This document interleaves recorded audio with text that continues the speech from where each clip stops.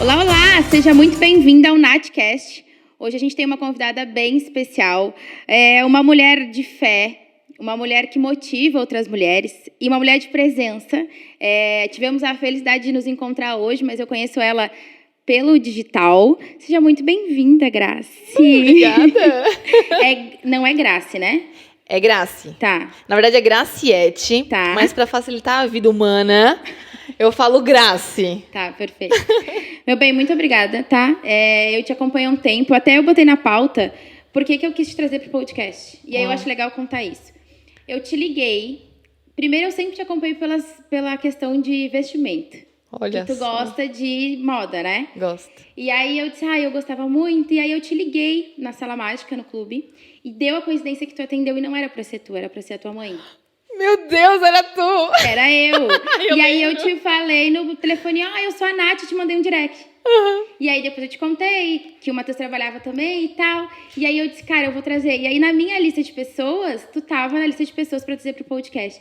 E aí eu fiquei assim, cara, será que ela vai? Será que vai? Será que não vai? Eu disse, máximo que ela vai dizer não, vamos embora. E aí quando tu disse sim, eu disse, tá, vamos lá, né? E eu fiquei muito contente mesmo com a tua vinda, tá? Obrigada mesmo. Nossa, querida. E aí eu tenho algumas... Pra gente começar o nosso podcast, eu queria que tu contasse um pouquinho da tua história. Boa. Ô, Nath, eu vou dizer primeiramente assim, querida, cara, eu já te adorei. Tem coisas que a gente passa na vida do outro e a vida é tão dinâmica que a gente nem lembra assim, de algumas coisas, mas depois que a pessoa, né, faz esse exemplo, tipo, nossa, eu lembro que tu contou com o Matheus, não sei o quê, né, que massa. Bom, gente, a Grace, né, é uma coisa que eu sempre falo pra todo mundo. Eu sou de Imbituba. Tá. Santa Catarina, litoral. Tu tem cara de litoral. Tem? O pessoal acha que eu sou gaúcha, na verdade. Tem cara de litoral. Imbituba tá ali, né? Quase Aqui, do ladinho, dá um pega. né? Dá um pé. Mas eu sou a filha caçula da Ivonete do Rui, que é a Ivonete que tu tinha falado. Da Ivonete. E eu tenho mais 2 irmãos, que é o Léo e o Diego. E desde, assim, a minha família em si, ela sempre foi muito unida. Né? Só que os meus pais, eles eram muito ausentes porque eles trabalhavam demais. E eu, desde novinha, tive que assumir muitas responsabilidades, porque era eu, mulher, e mais 2 homens marmanjos, né? Que ficavam em casa jogando videogame ou na internet no Mirk. Lembra do Mirk? Sim. Então. Quantos anos tem? 26. 26, pronto.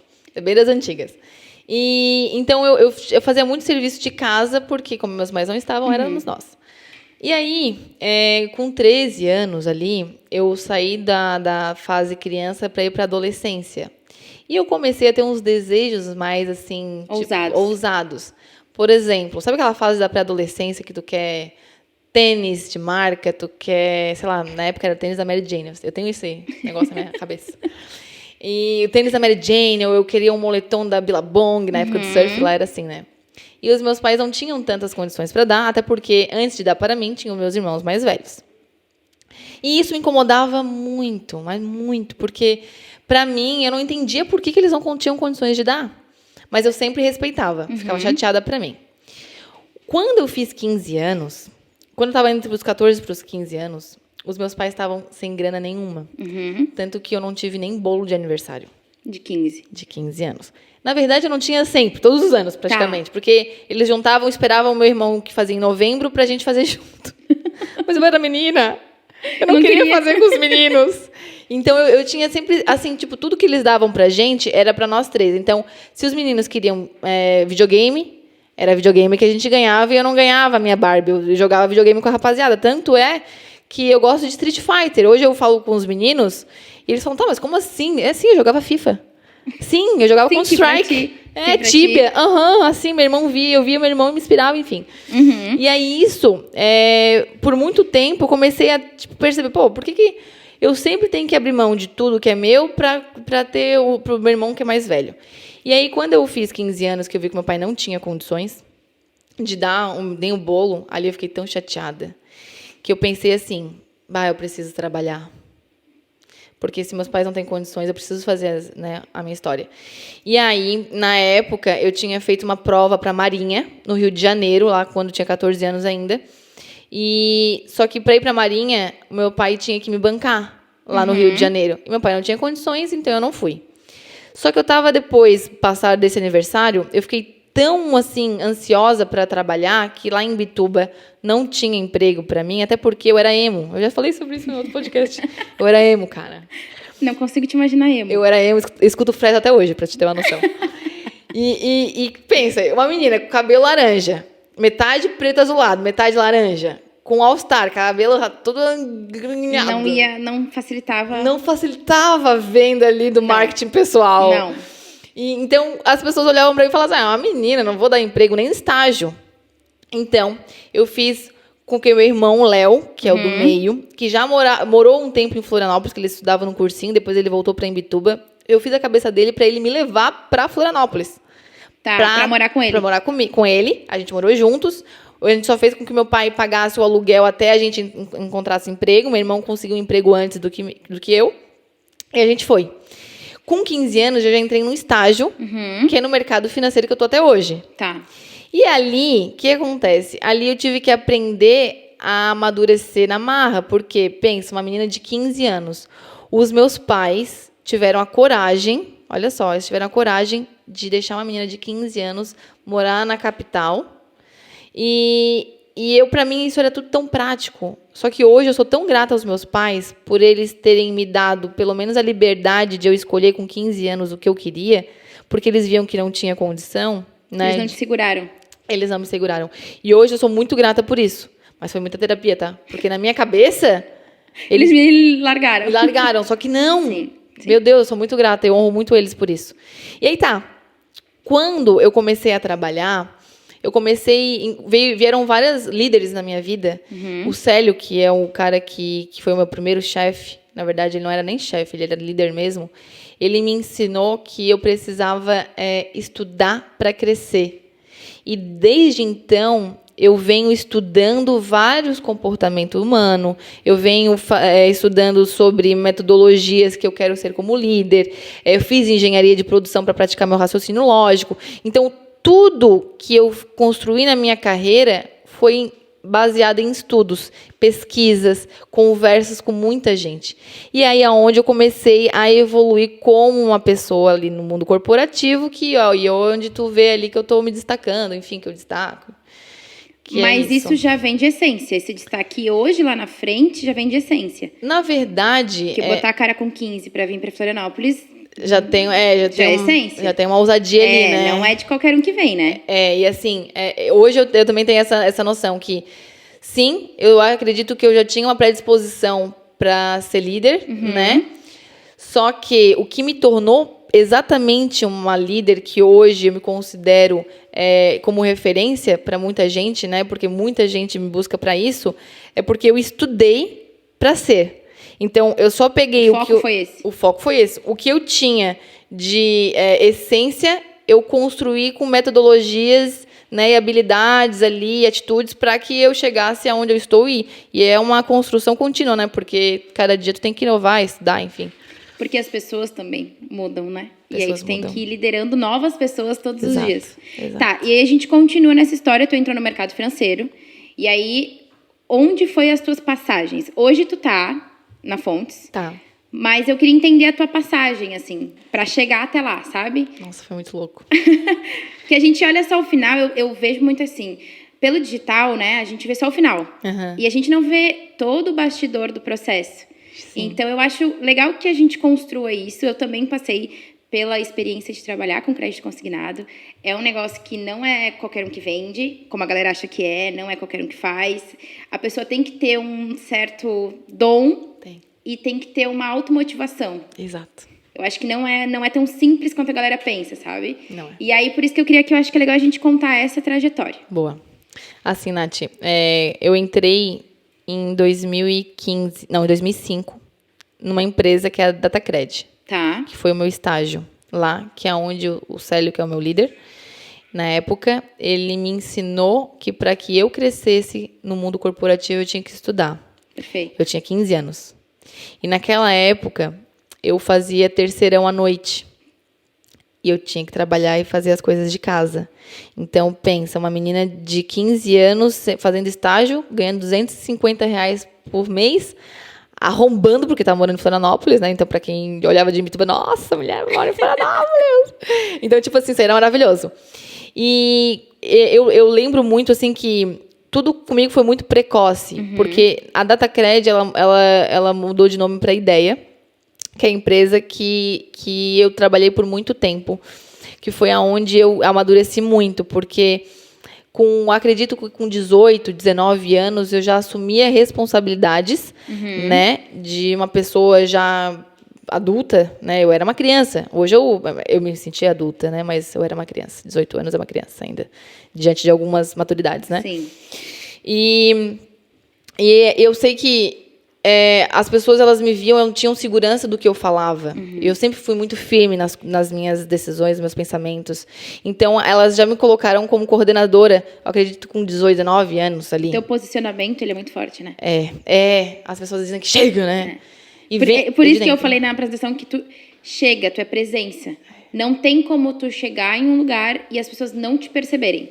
Por mais que a pessoa não queira te perceber. Né? É muito engraçado isso. Claro que a gente não tem essa experiência de convívio, mas dentro do digital, como eu trabalho com isso, a gente consegue perceber muitas pessoas que fazem naturalmente e as pessoas que forçam para fazer. Então, tu postar uma música de manhã ou, enfim, de noite, tu postar outra coisa, não grita, porque é natural, né? Vem de dentro, vem de dentro. É.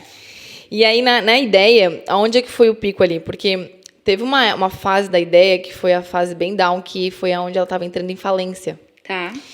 E todos os colaboradores da Ideia saíram. E eu fui a que fechei a porta. E eu tinha, se eu não me... É que eu sou bem falha nas datas, assim, mas se eu não me engano, eu tinha uns 20, 21 anos no máximo. Tá.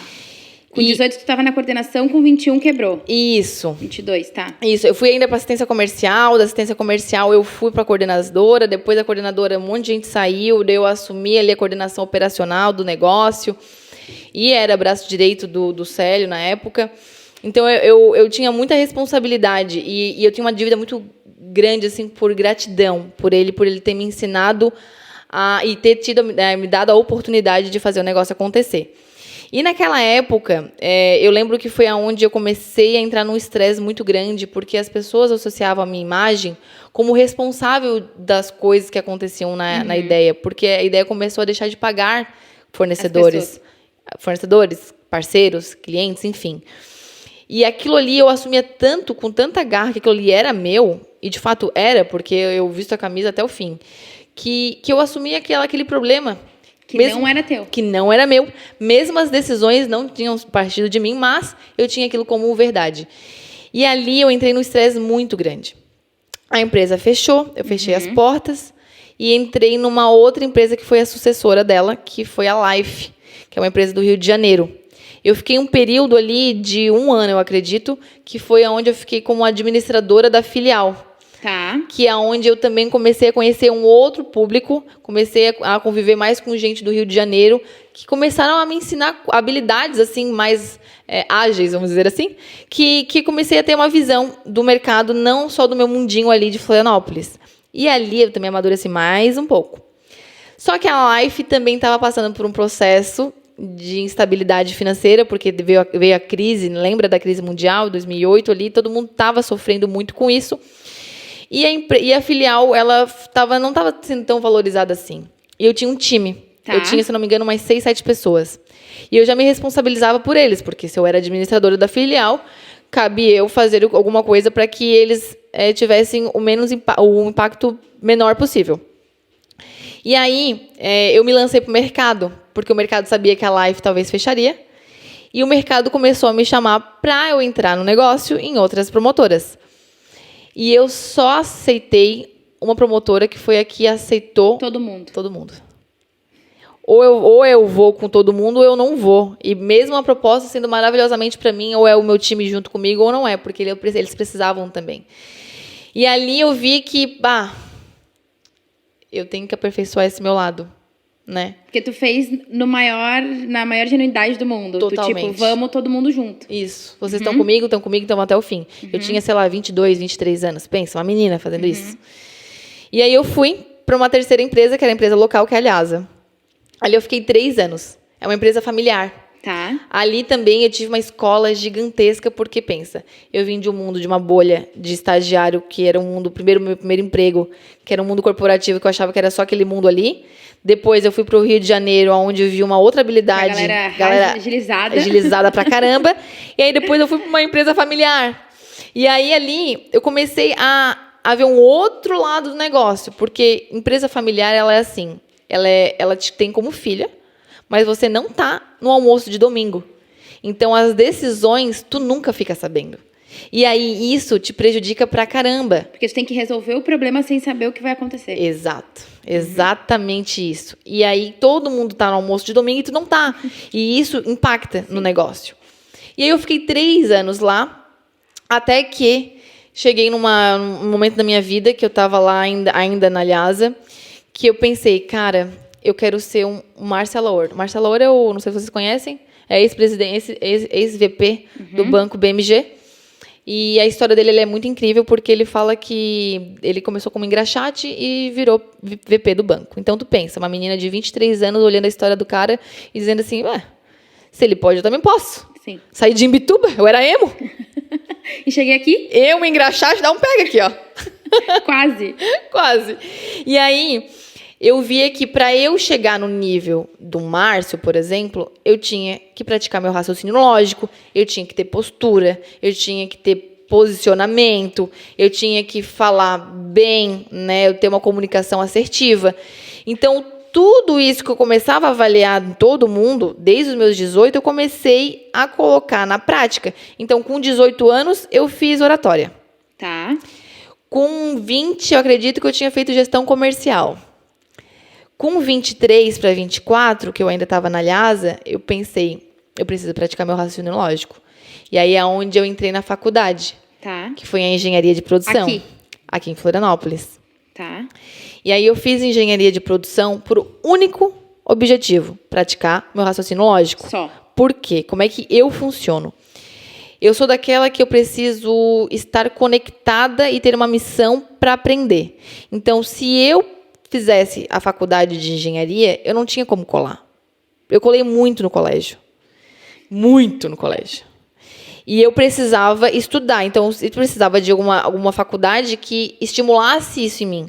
E fazer cálculos de engenharia... Tem algum engenheiro aqui? Não. É muito louco. Porque são cálculos de 6, 7 páginas. E tu tem que aprender. Não tem como colar para fazer. Não tem o que fazer. Tem que aprender. E ali... E o cálculo, principalmente, palavras cruzadas, jogos de memória, eles estimulam esse teu raciocínio lógico, e eu via que aquilo ali era uma oportunidade. E eu fiz, por 5 anos, a engenharia. Me formei no tempo certo, fiz time lá na faculdade, mais uma vez líder, né? E eu comecei a praticar e comecei a criar essa forma. Aí, eu recebi uma proposta, eu fui atrás da proposta. Eu sempre esperei muito que os outros fizessem por mim. Que eu acreditava no mundo corporativo que as pessoas iam olhar para a Graciete e falar, que menina bonitinha, inteligente, descolada, vou dar um aumento para ela. E o mundo real não é isso. O mundo real qual é? Você tem que abrir as portas para você. Você tem que criar as oportunidades. Mas ninguém te conta isso. Ninguém nos conta isso. Primeiro, tu tem que bater cabeça. E aí, eu tive a mesma fase de me frustrar muito. Eu fiquei uma fase... Porque eu criei expectativas sobre o meu líder, que o meu líder ia me desenvolver, que o meu líder ia mandar. Só que ninguém nunca chegou pra mim e disse assim, olha só, não vai, tem que ser tu. E aí, quando tu te frustra, parece que abre um buraco. E agora? Eu faço como? Eu faço o quê agora para fazer as minhas oportunidades? Foi ali que hoje a minha empresa é, né? Eu tinha 18 anos, que eu desenhei, eu estava muito indignada, eu estava véspera de ser demitida, e eu desenhei a minha empresa num Word, e eu disse, cara, todos os dias que eu for eu tenho que ter um objetivo, né? Então eu vou escrever, já que eu não tenho o que fazer, eu vou escrever a empresa. A empresa desenhou, ela só foi ser colocada para prática 3 anos depois, mas ela foi desenhada quando eu estava me frustrando, que eu disse, cara, não faz sentido. Isso. E é na frustração que tu cria as oportunidades. Exatamente isso. E aí, o que acontece? Quando eu vi que a empresa que eu estava eu não ia evoluir tanto quanto eu estava ali, Uhum. eu pensei, eu vou ter que procurar uma outra oportunidade.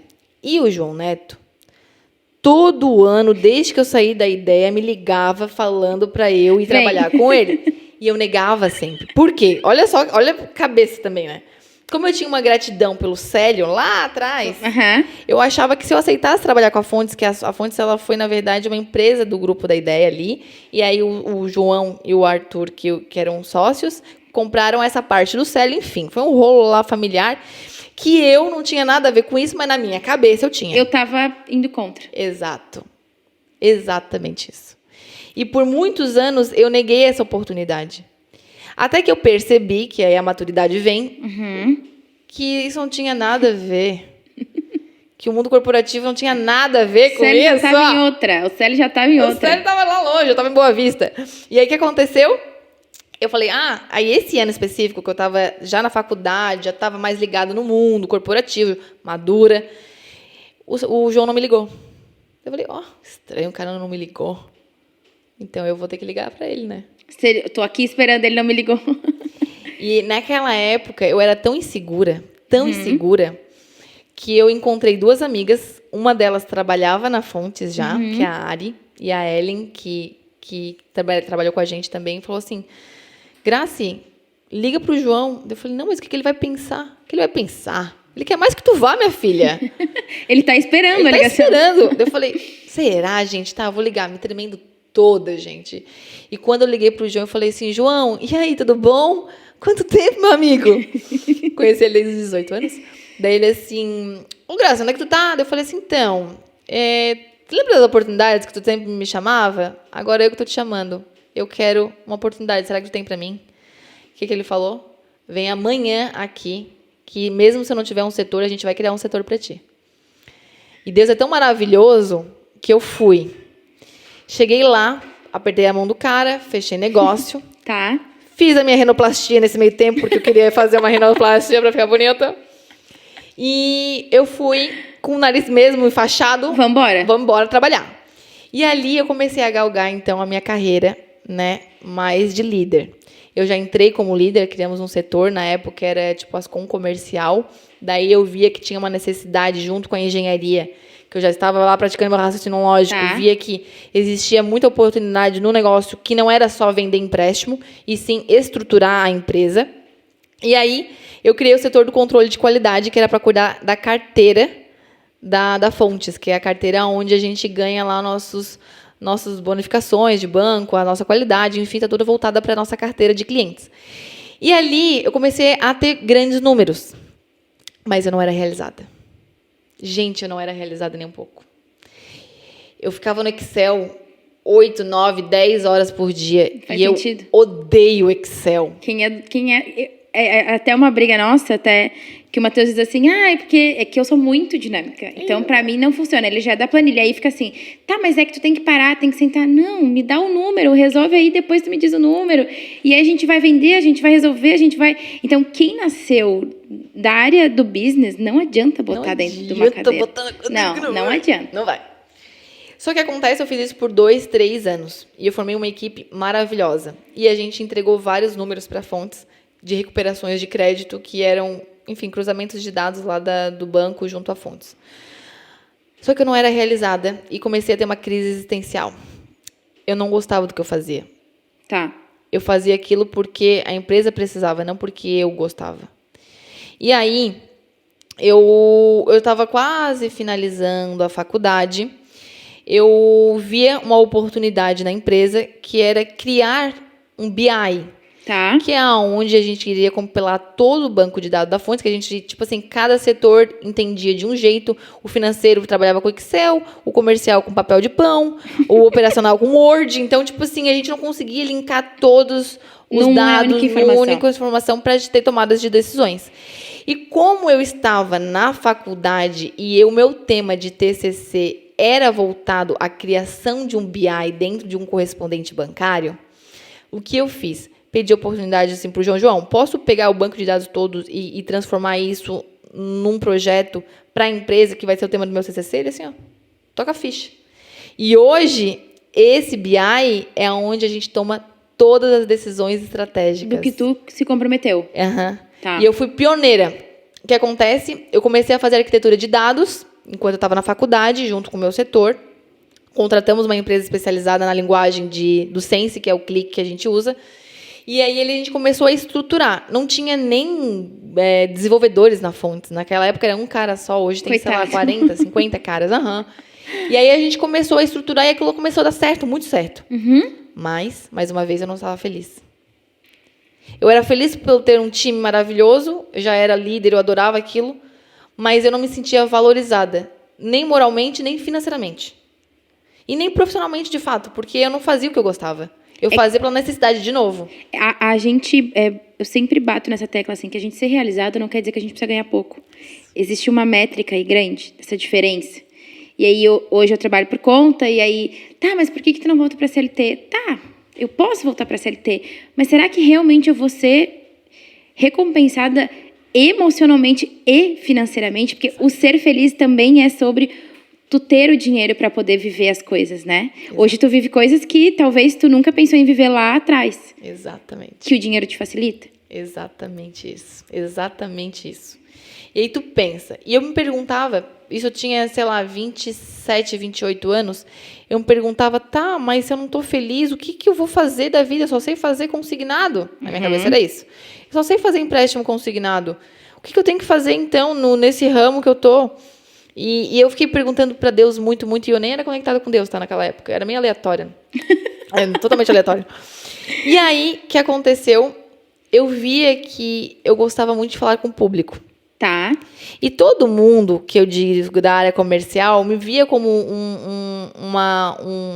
um apoio, porque eu gostava de mexer com dados, enfim, fazia muito isso, mas também falava com os clientes da Fontes. Tradutora, né? É, exatamente isso. E resolvedora de problemas, né? E ali eu comecei a me realizar. Me despertou um negócio. Eu acho que eu gosto de ser comercial. Quero ganhar por isso, porque na área comercial de qualquer empresa é a área que mais ganha. Porque, meu pai diz isso sempre. Porque é vendas. Gente, vender é uma arte. Entendeu? E todo mundo pode ser vendedor, mas não é todo mundo que aguenta a pressão de ser vendedor. E aí eu fui falar com o meu diretor na época que eu queria ser comercial e ele negou. Ele disse que eu era mulher e por eu ser mulher, um dia eu ia engravidar e os meus valores iam mudar. Ai, meu Deus. E que daí não daria para eu ser, então, uma comercial, porque ele não via eu como comercial. Eu falava, como assim, pô? Cheguei até aqui, tu não tá me vendo como comercial. Erradíssimo, mas quando ele falou isso, foi onde eu aprendi... Cara, ali foi onde virou a minha chave, tá? Porque tu pensa, tu tem um diretor que olha o teu trabalho, eu estava no meio que eu não sabia o que eu gostava de fazer, eu estava numa crise existencial, e eu peço uma oportunidade porque eu acho que eu ia gostar, o cara me nega, e o que eu faço? Não, peraí. Por que ele não está me valorizando? Eu me perguntei. Até que eu entendi que para que ele me valorizasse, eu tinha que me valorizar profissionalmente. Eu não valorizava nem as pequenas coisas que eu fazia. Eu não vibrava pelas coisas das minhas conquistas. Todo mundo dizia assim, a Grécia é comunicativa, vai lá e seja a mestre de cerimônia do evento, lá em Miami, como aconteceu uma vez no imprevisto, eu tive que ir lá ser a mestre de cerimônia do evento em Miami. Pensa. Caiu essa bomba. Caiu essa bomba. E foi muito bom, a galera me apoiou e foi muito legal. E eu sempre era o Severino, tudo que me pediam eu fazia. Mas fazer tudo, de tudo, tu não faz nada. Porque tu não é reconhecida por uma coisa muito bem. E isso começou a me incomodar. E quando ele negou, eu percebi que eu não me valorizava. Porque para o outro valorizar, você tem que se sentir valorizada, né? E aí eu comecei a estudar sobre a Grace. Quem era a Grace? Autoconhecimento. Que é onde entra a parada do autoconhecimento. E eu comecei a perceber que eu não me valorizava como mulher. Não fisicamente, mas com a forma de pensar. Eu acreditava que andar com mulheres era chato. Porque elas só queriam falar de assuntos que para mim eram banais, fúteis. Só que, na verdade, não. Mas eu tinha esse preconceito porque, como eu andava muito com homem, eu ouvia muito eles falando sobre isso. E aí foi moldando a tua crença sobre. Comecei a ter uma crença limitante em relação a mulheres. Só que eu sou mulher, como é que eu vou ter uma crença referente à minha pessoa? Sim. Bom, começou aí. Depois eu comecei a perceber que para que eu fosse reconhecida, eu tinha que me reconhecer. Pô, olha só, a menina que saiu de 15 anos de Imbituba, começou a trabalhar, fechou a empresa que estava em falência, foi ameaçada de morte, começou a faculdade de engenharia para praticar o raciocínio lógico com um monte de homem. Como eu não vou me valorizar? E aí eu comecei a perceber que para que eu fosse valorizada, eu tinha que entender a minha forma de ser mulher. E eu era casada nessa época, tá? E aí eu conversava muito com meu ex-marido sobre isso. Ele falava, não, tu tá fazendo uma tempestade de copo da água. Eu falei, não, cara, eu sou mulher e eu não me comporto como mulher. Tu não conseguia ver a tua potência. Não conseguia ver. Tava ali com a frequência baixa, né? A frequência baixa, eu não tinha noção da minha intuição, eu não valorizava a minha intuição. Eu achava que a minha intuição era ego. Eu achava que as minhas conquistas eram o mínimo que eu poderia fazer, entendeu?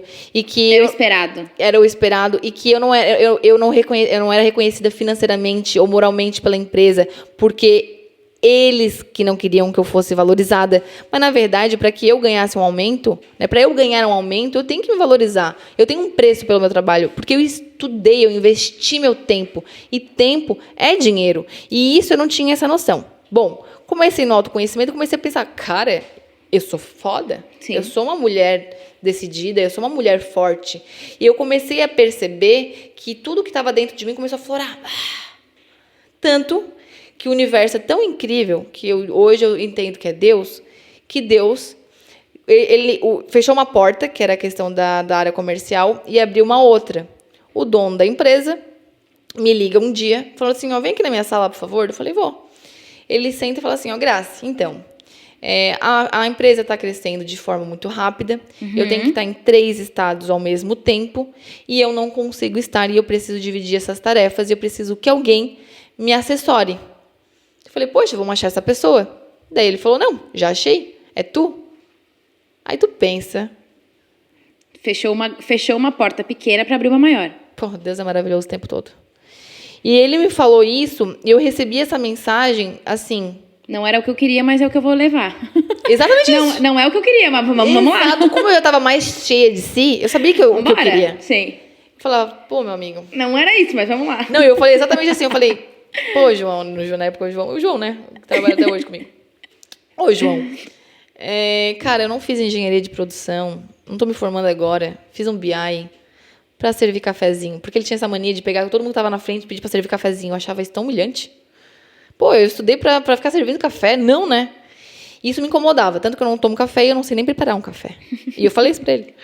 Daí ele assim, não, pô, não é pra servir café. Eu tenho uma secretária, tu vai ter a tua secretária, é para dividir realmente as tarefas da empresa, que eu tenho 13, 14 empresas, não lembro na época quantas, e eu preciso dividir essas tarefas. Daí eu falei, agora eu entendi. Só que tem um porém. Eu vou aceitar com uma condição, que tu tenha ciência que eu não nasci para estar aqui. Eu nasci para estar aqui. Foi bem essa posição para ele. Só que eu sei que para eu chegar aqui, eu preciso de degraus, e esse aqui é um degrau. E você vai me ajudar, porque tu é um cara muito inteligente. Eu posso contar contigo? Ele pode. Então, o João, por muito tempo, por 2 anos e meio, eu trabalhei com ele, ele foi um professor, que é onde ele me ensinou uma habilidade assim, ó, fundamental de ter muita visão. E hoje eu entendo que para que eu chegasse no meu objetivo, que era ser comercial, eu precisava ter visão. E eu não tinha ainda. E esses 2 anos foi aonde eu amadureci muito, porque ele deixou muito a empresa junto com os diretores e comigo. Eu comecei a ver a empresa de uma outra ótica. Então, é como se, assim, no mundo corporativo, existe um mundo que a gente visualiza e o submundo. O submundo, tu não sabe, porque... Da missa à metade. Nossa, muito pouco. Porque tu só sabe o quê? O que é fofoca, o que é dedução. O achismo. E o achismo. E as coisas que tu vê ali na hora. Só que para que tudo isso aconteça, existe tudo um porquê aqui. E eu tive a oportunidade de trabalhar com o João, então eu via as coisas de cima. E eu via o submundo e esse mundo. O que realmente acontecia. O que realmente acontecia. Então eu comecei a conhecer todos os colaboradores da empresa. Todos. E muitos deles eu comecei a admirar ainda mais e outros nem tanto assim. Porque pessoas que eu tinha como pessoas que eu confiava, que eu desabafava, eram pessoas que eu não podia confiar. E aí, nisso, eu comecei a perceber o comportamento de cada um. O que cada um tinha de positivo e de negativo. E isso começou a me aflorar, que eu precisava ser uma pessoa totalmente diferente de tudo que eu estava vendo. Eu precisava ser muito mais humana. Eu precisava ser muito mais acolhedora. Ter mais empatia com o outro. Ter mais ambição, sim. Mas ter muita estratégia. E tu pensa, uma menina de 28, 29 anos olhando... Não, 28 na época. 28, olhando tudo isso e dizendo assim, ó, cara... Ao mesmo tempo que vem a decepção, vem o medo, vem a insegurança, dizendo assim, não quero mais nada disso, eu vou fechar as portas e vou embora. Sabe que tipo, tu fica revoltada com as pessoas? E elas nem sabem. Porque no fim elas não sabem nem que tu tá observando elas. É que a maturidade, na verdade, eu acredito que ela não venha com a idade, né? Não, ela vem com as experiências que tu vive. E aí, hoje, eu me sinto uma pessoa muito corajosa, porque eu meto a cara e faço. Depois eu resolvo o que vai acontecer. O podcast aqui, os primeiros, a gente voltou de viagem, e aí eu tava ruim, o meu nariz não tava bom, e aí eu tinha 1000 empecilhos para não fazer. E eu disse, cara, eu já marquei, e agora eu não tenho o que fazer. Eu dei o meu melhor. Não ficou como eu queria. Tá tudo bem, era o primeiro, eu cheguei aqui, eu tinha que falar de tato, assim, vamos falar, mas pelo menos eram pessoas que eu estava confortável em entrevistar, e eu disse, cara, eu vou dar o melhor que eu posso agora. E aí eu fiz, e aí quando eu recebo uma mensagem, por exemplo, de uma pessoa que assistiu o podcast, conseguiu ir no SUS, e conseguiu que o seu filho autista, por exemplo, tivesse um acesso, cara, já valeu. Uma pessoa. Que valeu todo o meu esforço de vir e fazer o que eu podia fazer. Então a gente às vezes olha para as pessoas e a gente acha que elas têm, e a vida dela é fácil. Como eu não queria chegar e perguntar, e talvez teu rolê fosse, estava atarefada, não tinha o que fazer, e aí eu te pergunto de novo, tu diz, não, hoje eu posso.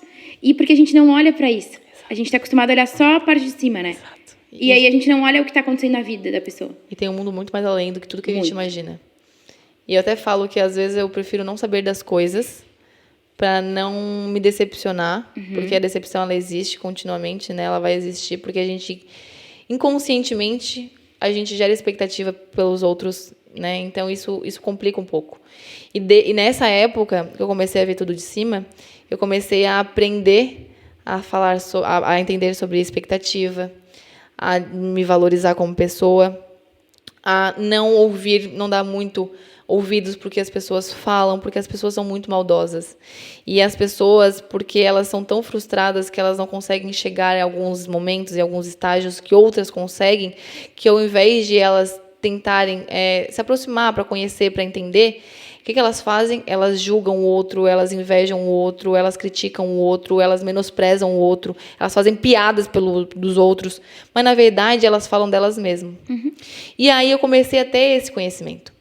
Até que depois que eu entendi que eu já tinha visto tudo, parece um videogame, que eu já tinha visto tudo, passei pela fase do chefão. Fase 1, fase 2, eu cheguei e voltei a ficar frustrada, porque eu não era protagonista do meu negócio. Tudo que eu fazia era pro outro. E eu sempre tive a convicção que eu precisava fazer uma coisa por mim.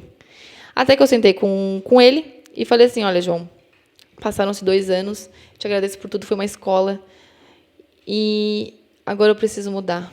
Eu preciso de uma oportunidade para ir para uma outra área, que é a área que eu sempre quis ir.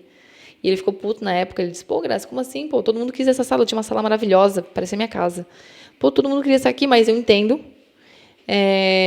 Eu vou ver alguma coisa para ti, porque eu não quero te perder, obviamente, mas deixa eu estruturar tudo aqui. Aí ele me deu 4 oportunidades. Uma para trabalhar na área comercial, outra para trabalhar na Simcast, que era a empresa que tinha apartada dentro da Fontes, para ser responsável pela controladoria, que eu... E tinha mais uma que era... Ai, não lembro agora. Bom, que era o comercial veio. Digital. Que é o digital, que existia um projeto que não é o que tem hoje, que é o que eu criei ali, mas tinha uma coisa ali embrionária. Tá. Eu neguei esse do digital, eu neguei o operacional, eu neguei a controladoria, eu falei, eu quero a Simcast, porque como era uma empresa apartada, era onde eu tinha a oportunidade de eu me destacar. Só que naquela época, o que aconteceu? Quando eu assumi, veio a pandemia. E eu entrei num prejuízo financeiro, emocional, tudo que tu possa imaginar, porque eu fiz um acordo comercial com a empresa que foi a falência, porque a pandemia veio e toda a produção caiu. Tu iria ganhar pelo faturamento da empresa. Exato. Tá. Então, ali eu tive que me reinventar. E na pandemia, eu tinha que trabalhar muito a minha ansiedade. Porque eu sou uma pessoa que eu penso demais. Eu te entendo. E eu executo demais. E eu quero que tudo pra ontem. Eu sou muito enérgica.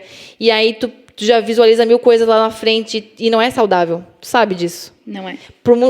Quando tu tem consciência, é saudável. Agora, quando tu não tem habilidade, metodologia, consciência disso aí, cara, é uma loucura na tua cabeça. Tu pira. E a pandemia fez com que eu ficasse quieta na minha e pensasse em silêncio. E aí eu comecei a conectar muito o meu eu, de novo, com o negócio.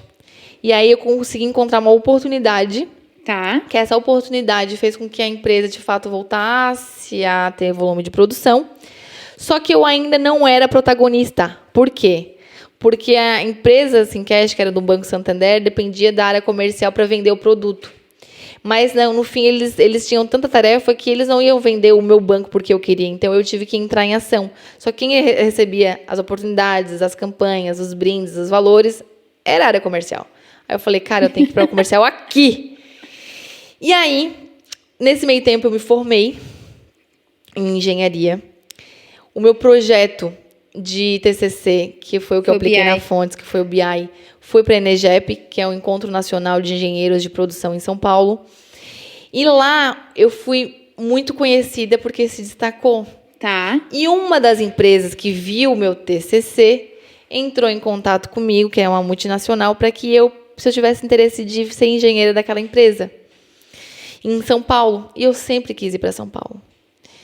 E eu falei, acho que tá aí a oportunidade, porque eu não estou feliz ali na Fontes, na Simcash na época. Então, eu vou lá falar pro João como eu tenho gratidão por ele. Vou esperar uns 2 meses e vou vazar. Fui cheia de mim em agosto, pandemia. Fui lá no escritório, deserto. E sentei com ele e falei, então, João, cara, gratidão por tudo, mas eu recebi uma proposta e estou saindo fora. Daí ele falou, tá comendo merda. Ele falou, eu tô comendo merda, não sei o quê. Não viaja. Daí eu falei, cara, eu quero ser comercial, eu quero ser protagonista e não dá pra mim desse formato. Até que ele falou assim, cara, tu tem que assumir aquele projeto que eu te falei, do digital, que tá lá morto e eu tenho certeza que vai dar certo. Quando eu vi o projeto, eu falei assim, não acredito nesse projeto. Do jeito que tá, não acredito. Já se passaram por 4 pessoas, diretores, nenhum deu certo. Não é eu que vou salvar. Não vou. Exatamente. Desse jeito que tu quer, esquece, não vou. Aí ele disse, não, então me apresenta um projeto. Eu falei, cara, aí tá a oportunidade de negócio. Aí eu fui para casa e eu tenho muito isso, cara. Hoje eu sei que é Deus no meu coração que ele me ajuda a ter visão de tudo que eu quero para minha vida. Ele abre meus caminhos. E eu fui para casa e estruturei um projeto. Esse projeto eu já sabia quais eram as pessoas que iam entrar comigo nesse projeto. Eu sabia o que eu tinha que ter. Outro detalhe importante, né? A gente vai vivendo as experiências e as pessoas vão vindo, né? Vão. Dessa aqui, essa aqui tá. Não é agora, mas lá na frente. Dessa aqui, eu tenho muito isso, assim. Mas tu conhece fulano só um pouquinho. Peraí que tem uma pessoa aqui lá de trás que traz aqui. E tu vai trazendo as pessoas se encaixando na peça. E eu sou muito nisso. Eu sei o que cada um tem de melhor. Eu formo o meu time para que isso tenha facilidade, enfim. E aí, quando eu apresentei o projeto, ele amou.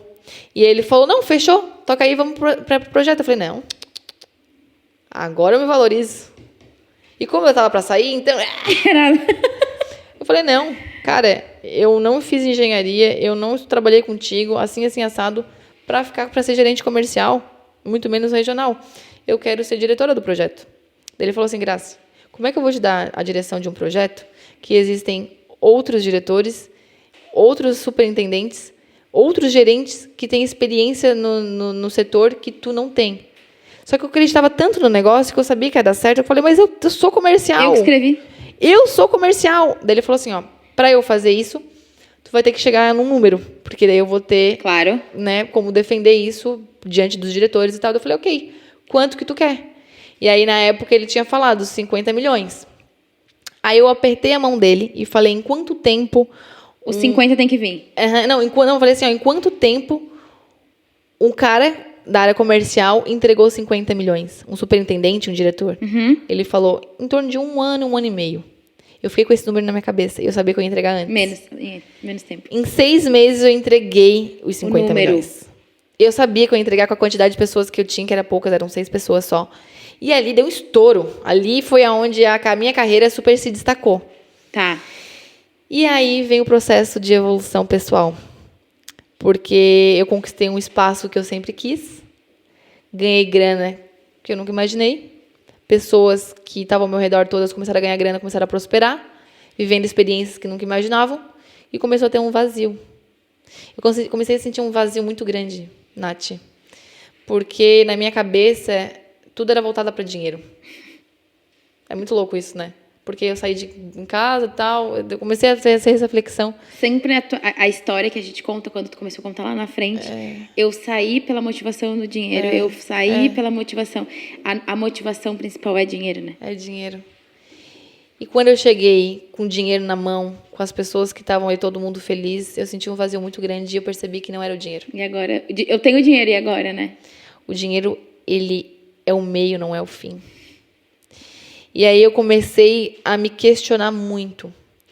E aí eu comecei a sentir tudo o que eu sinto. E aí vem um autoconhecimento de tu respeitar e honrar o teu pai, tua mãe, né? As tuas escolhas, tudo.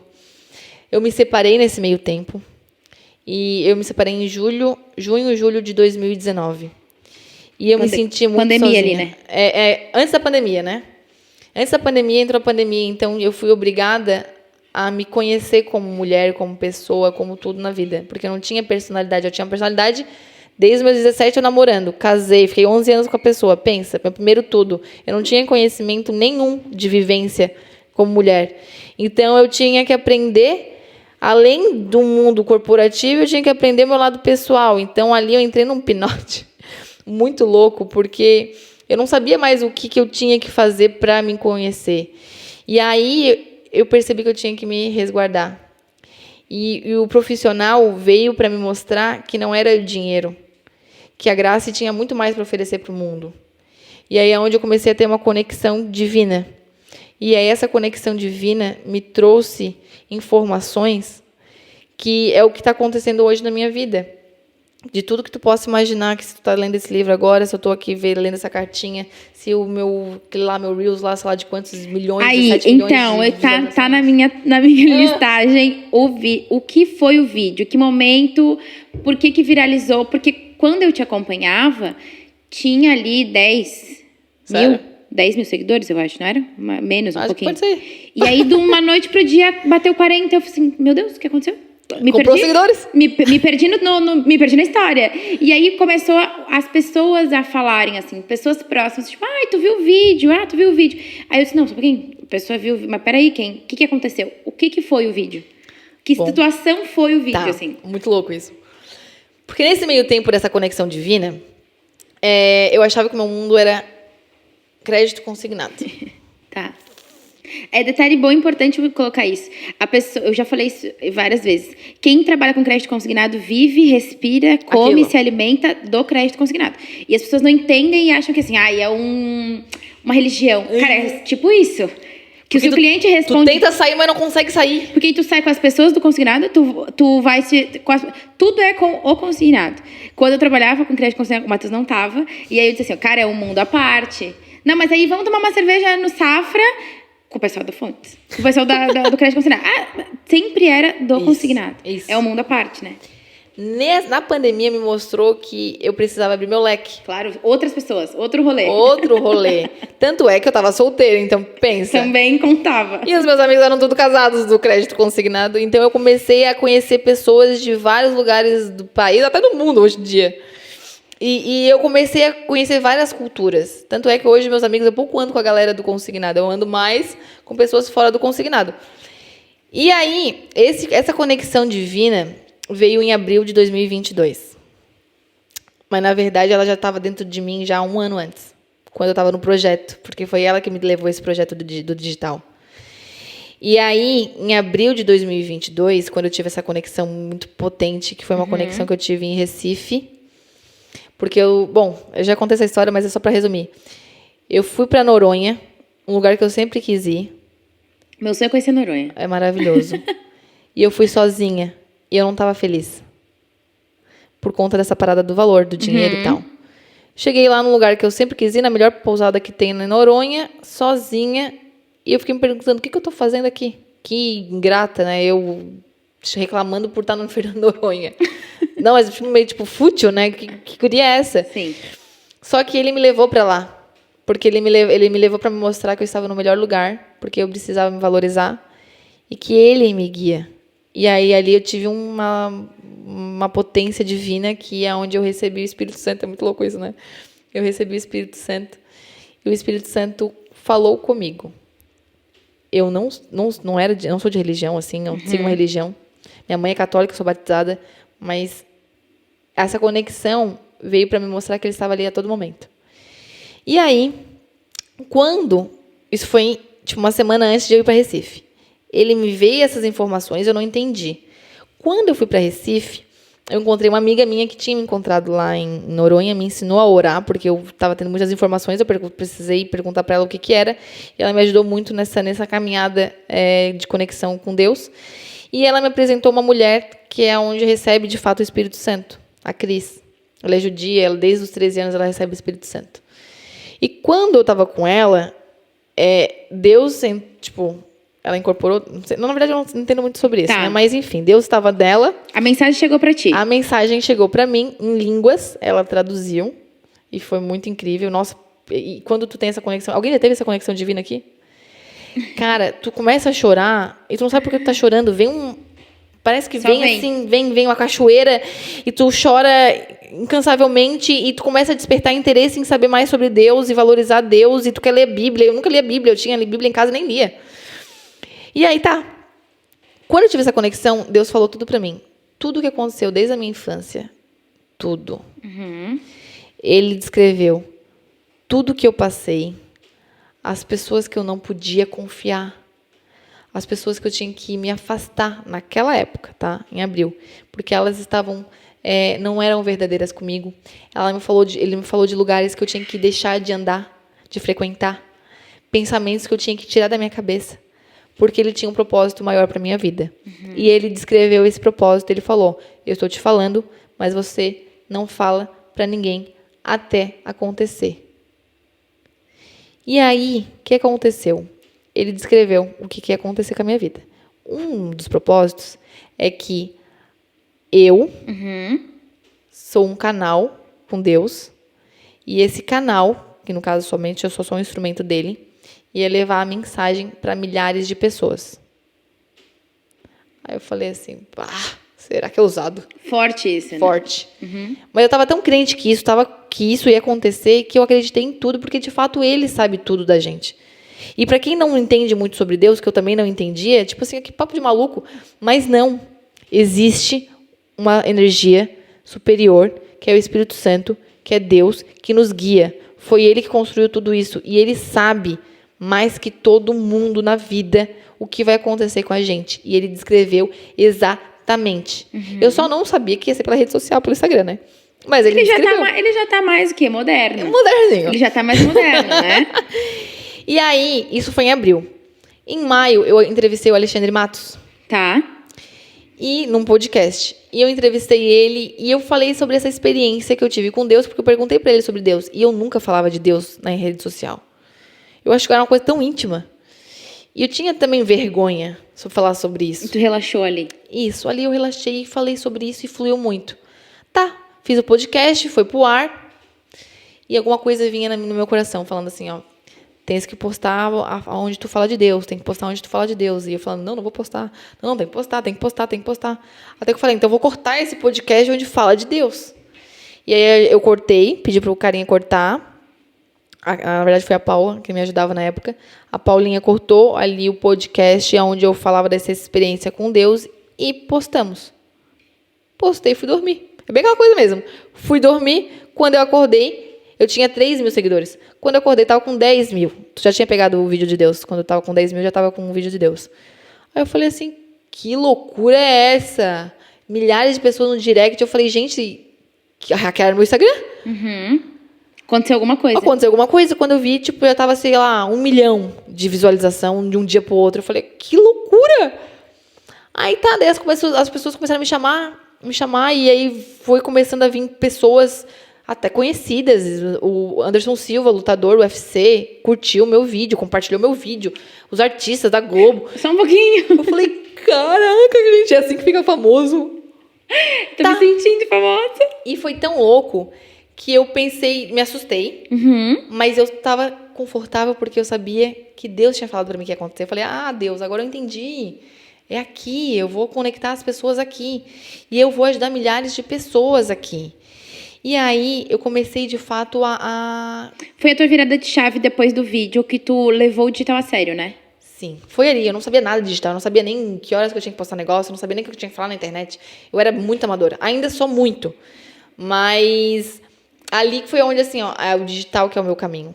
E aí as pessoas começaram a me procurar, não só por esse vídeo de Deus, porque na verdade o Deus foi onde deu o canal, só que as pessoas buscam a Grace para principalmente 3 coisas: liderança, autoestima e vendas. Tá.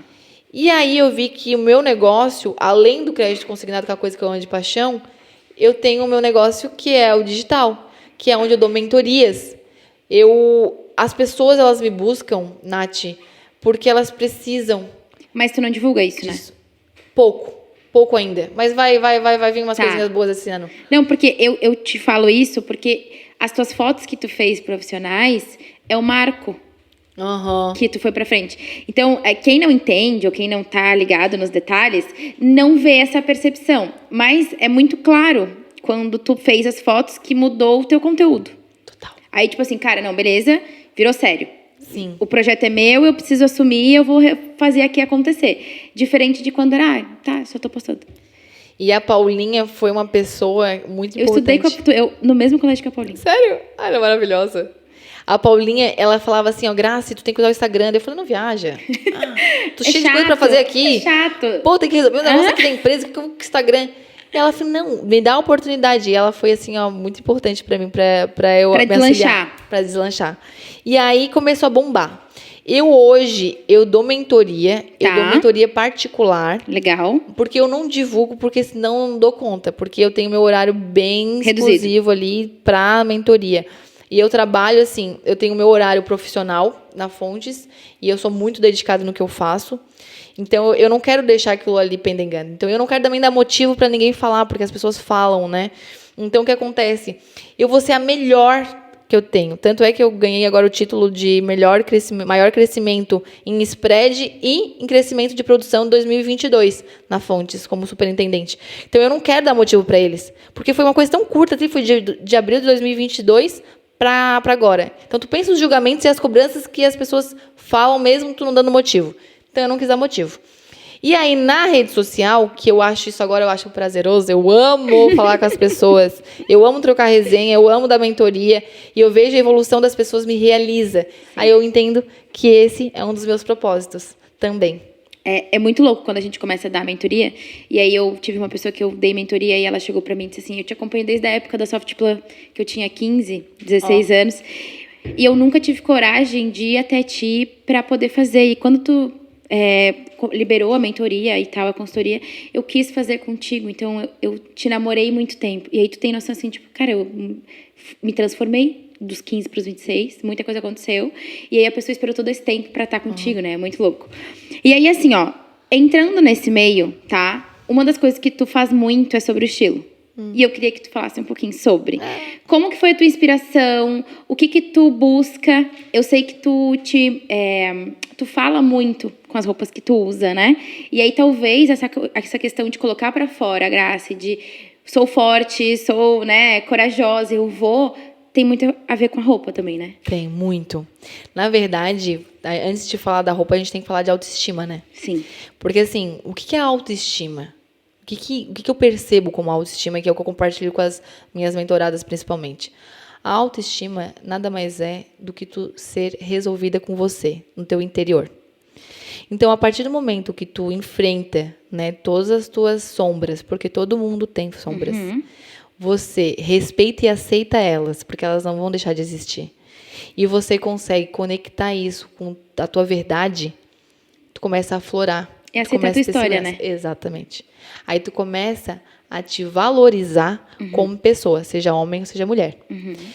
E quando eu comecei a ter esse autoconhecimento, eu comecei a perceber que eu não me conectava com a forma que eu me vestia.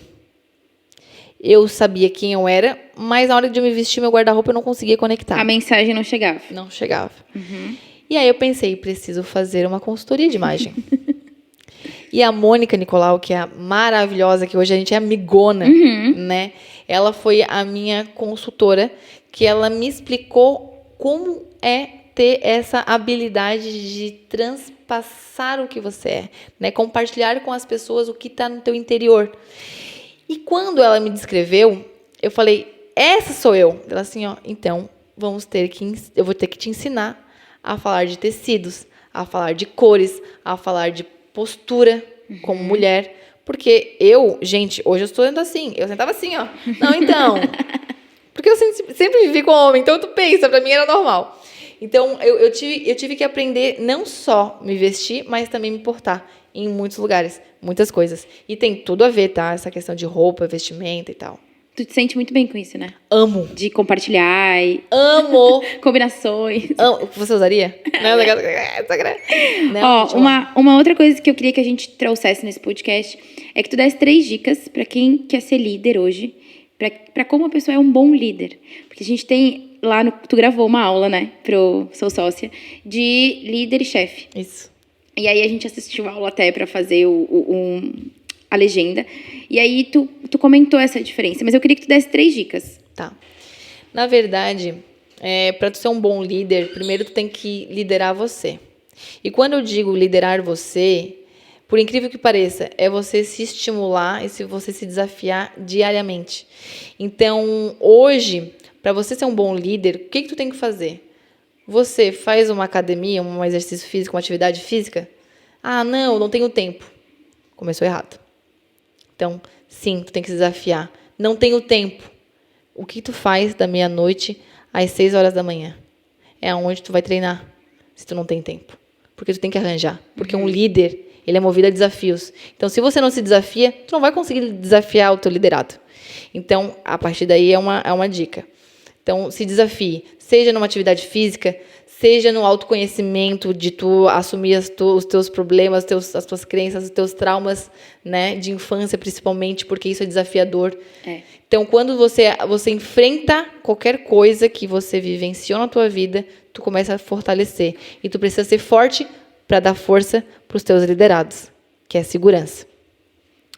E outro ponto que é nessa questão de se motivar, de auto-liderar, tu tem que te desafiar em coisas que você nunca fez, não para o teu bem-estar, para te tirar da zona de conforto. Exemplo, viajar sozinho.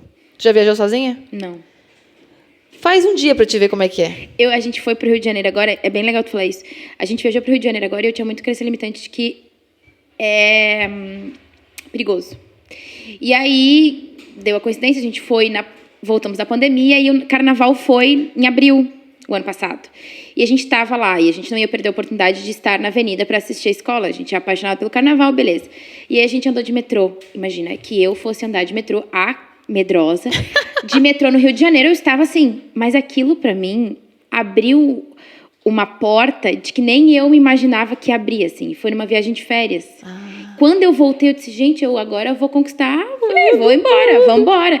Mas são coisas muito pequenas. E se tu não tá atento, é 2 palitos pra ti. Foi só uma viagem de metrô. Ou, E aí aquilo começou o quê? Eu sou muito controladora. E aí eu não posso controlar. O metrô desce na estação, todo mundo desce junto, vamos embora. E assim, vai no meio. E aí tinha uma outra pessoa nos guiando que eu não conhecia. Eu tava num lugar que eu não conhecia. Então, assim, eu tenho que confiar no que a pessoa tá me colocando. E aí, quando tu é líder, a tendência é tu nunca ouvir o outro. Né? Eu sei, eu vou organizar todo mundo. E aí, quando alguém tá te guiando, tu fica assim, eu não posso controlar. E eu tenho que ser guiada. Então, foi muito legal, assim, eu não tive a experiência de viajar sozinha, mas a experiência que eu vivi lá, acho que não pagaria. Tu não vive em outro lugar. Tu amadureceu? Muito. Quebrou uma crença ali incrível. Sim. Ir num restaurante que todo mundo diz que é muito caro. Isso. E aí tu diz assim, meu Deus, eu posso ir no restaurante. Exato. É muito, muito massa. E aí tu se sente forte, né? E capaz. De ir a qualquer lugar. Exato. E aí tu vai a qualquer lugar, né? Ó, outro ponto, né, que tu falou, né? Tu falou de 3, né? Um outro ponto para quem quer ser um bom líder. Equilíbrio emocional. Equilíbrio emocional, tu tem que ter a habilidade de saber que tu tá sozinha, porque se tu é um líder, tu tem liderados, mas no fundo, tu tá sozinho sempre. E tu ter essa habilidade de ter equilíbrio emocional faz com que tu tenha força para seguir. Porque não são todos os dias que são bons, sabe? Mas, é importante, eu vou dar um exemplo que eu até li ontem no Instagram, de um mestre falando com uma pessoa. Que uma pessoa chamou o mestre e falou assim, mestre, o que você faz quando você não está feliz? Eu falei, mas a felicidade é um estado de sentimento que você decide ter ou não. Daí ele fala, mas o que eu faço quando as pessoas têm inveja de mim? As pessoas não têm inveja de você, você que se sente invejado. As pessoas, elas não te humilham, você que se sente humilhado. As pessoas não te criticam, você que se sente criticado. Então, o estado de espírito seu é que vai gerar esse sentimento dentro de você.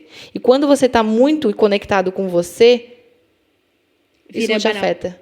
Até te afeta, mas tu consegue mudar muito rapidamente isso. Então, ter habilidade emocional para tudo na vida te faz ter muito sucesso como líder. E um outro é ter humildade. Porque a humildade, tu conquista pessoas. E humildade eu não digo de tipo assim, mostrar que você não tem isso ou aquilo. É ser humilde ao ponto de você ter rios de dinheiro ou ter pouco dinheiro e sentar na mesa, independente de qual grau, classe social, e tu conseguir expor quem você é. Isso é ser humilde. Agora, então, falando de humildade, né? A gente teve a oportunidade de ir no Empreende Brasil e a gente trabalhou no palco. E eu tenho essa característica de querer estar no bastidor. Então, não é de agora que eu sempre fui staff de muitos eventos, porque eu queria estar no bastidor. E eu sou enlouquecida pelo CMO do McDonald's. E aí eu sabia que ele ia palestrar, e aí eu disse pra menina que estava comigo, eu queria muito poder conversar com ele, trocar uma ideia. E ele entrou no palco e ele disse pra mim, não, tudo bem, vem cá. E eu tava ali, e aí eu tive a oportunidade de dizer pra ele assim, olha, o pessoal que tá sentado na cadeira no palco, eles receberam um upgrade, então eles estão... E aí, quando ele foi pro palco, ele falou com as pessoas, dizendo, olha, esse pessoal é do upgrade, não sei o quê. E aí ele tirou uma foto comigo, e aí ele, assim, foi tão humilde, foi tão carinhoso, que eu disse, cara, é sobre isso. E aí tem pessoas do mercado que são gigantes e que não querem nem olhar pra tua cara, e aí tu fica, tá, já perdeu tudo que tu tinha, tu já perdeu aqui, né? Exato. Meu bem, queria que tu falasse um pouquinho do livro. Porque eu vejo direto no teu Instagram. Tu já dá ele de presente pra muitas pessoas, né? E eu queria que tu falasse um pouquinho dele. Me dá aquele aqui. Vou pegar uma frase aqui, que daí a gente vai falar sobre ele, sobre essa frase que eu vou pegar. Tá. Peraí, vamos ver uma aqui. Ó, olha essa aqui.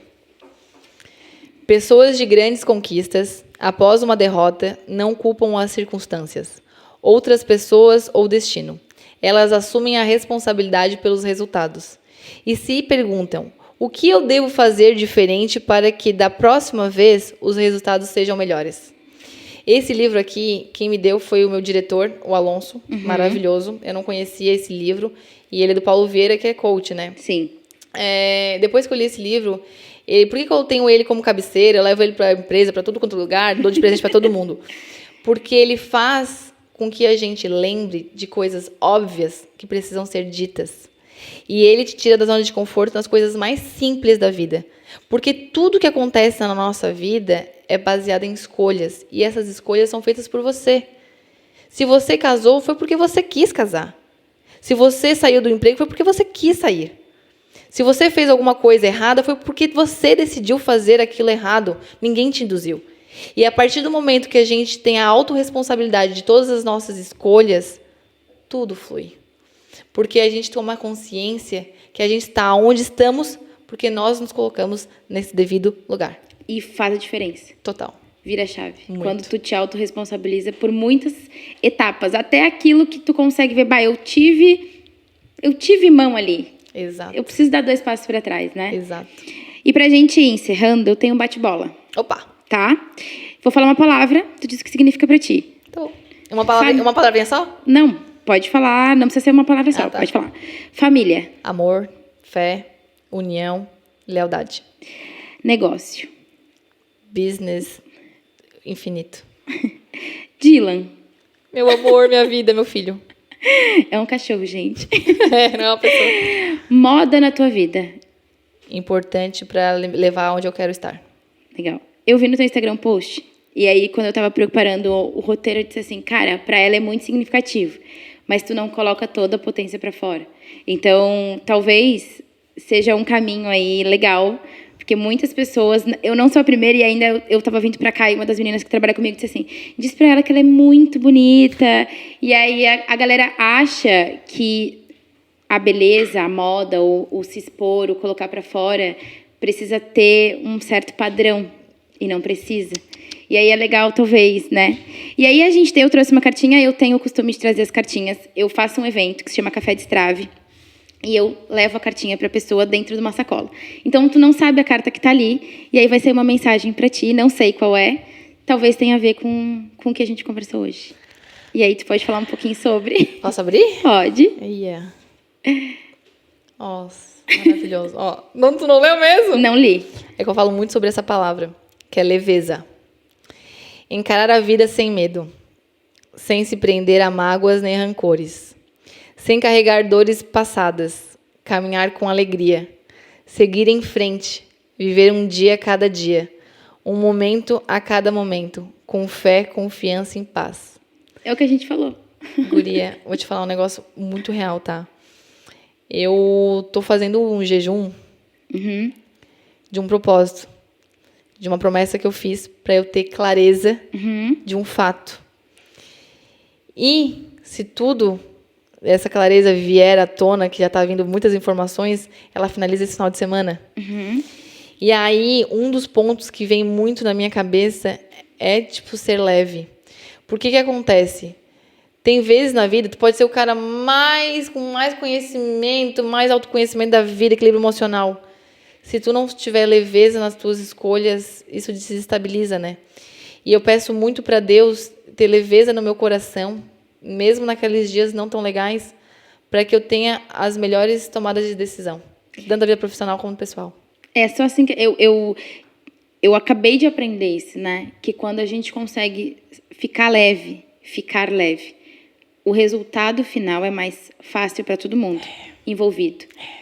Eu sou uma pessoa muito imediatista, e aí é muito difícil para mim, né? Parar, reflete e depois tu toma a decisão. Então, é um exercício todos os dias tu parar. E aí eu acho que a carta fala exatamente isso. No baralho tem várias cartas, então não foi à toa que caiu leveza. Talvez a resposta venha aí e venha para ti. Tomara que é uma coisa positiva. Te agradeço muito. Tá? Adorei o papo, eu acho que vai esclarecer muitas coisas para muitas pessoas. E eu gostei de ver a Grace, e não a Grace da Fontes. Maravilhosa, obrigada. Tá, obrigada mesmo. Obrigadão, obrigada pela oportunidade. É importante a gente levar a palavra do que a gente tem de histórias, né? Histórias agregam a vida de todo mundo, então quanto mais histórias, melhor. Obrigada por essa oportunidade, Nath. Obrigada.